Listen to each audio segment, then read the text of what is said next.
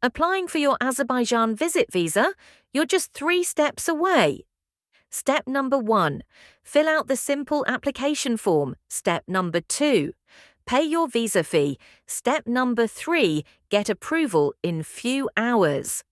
Remember, approval ration is 100%. Before going to apply, you will need the following documents to proceed your application smoothly. Number 1. Your passport must be valid at least 3 months beyond your planned exit date. Number 2. You will need a valid email for the e-visa. Number 3. Payment method.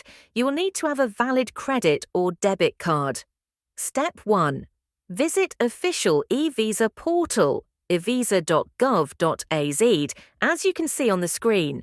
You can also find the link in the description. Step 2. Fill out the application form as you can see on your screen. Fill out your basic information, passport information, upload your passport copy. Remember, you will have to upload passport copy only in specific format.